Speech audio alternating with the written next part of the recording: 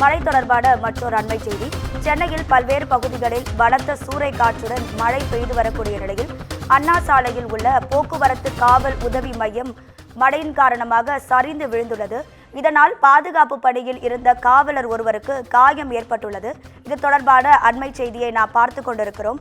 தொடர் கனமழை காரணமாக அண்ணா சாலையில் உள்ள போக்குவரத்து உதவி மையம் தற்போது மழையினால் சரிந்து விழுந்துள்ளது. அதனை அகற்றும் பணிகளில் காவல்துறை அதிகாரிகள் ஈடுபட்டு வருகின்றனர். அப்போது பாதுகாப்பு பணியில் ஈடுபட்டிருந்த காவலர் ஒருவருக்கு காயம் ஏற்பட்டுள்ளது. இது தொடர்பான கூடுதல் தகவல்களை தருவதற்காக நமது செய்தியாளர் தாமரைக்கனி இணைப்பில் இருக்கிறார். வணக்கம் தாமரைக்கனி, கள நிலவரத்தை சொல்லுங்க. வணக்கம் ராதிகா. மிச்சல் புயல் காரணமாக சென்னையில் காற்றுடன் கூடிய பலத்த மழையானது நேற்று நள்ளிரவு முதலே பெய்து வருகிறது.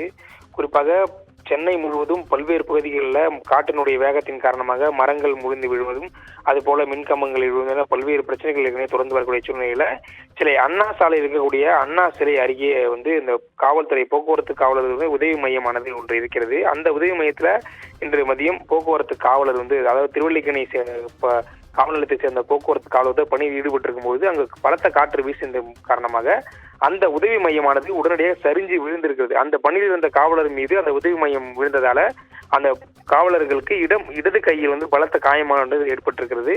மேலும் அவர் உடனடியாக அங்கு இருக்கக்கூடிய காவலர்கள் மீட்டு அவரை அரசு மருத்துவமனையில் அனுமதித்திருக்கிறார்கள்.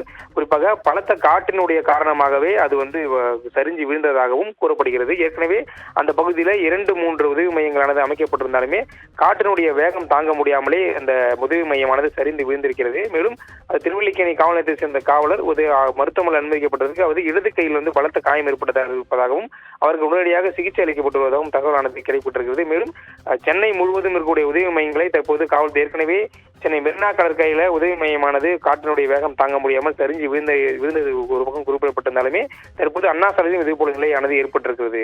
ராதிகா, உங்க தகவல்களுக்கு நன்றி தாமரைக்கனி.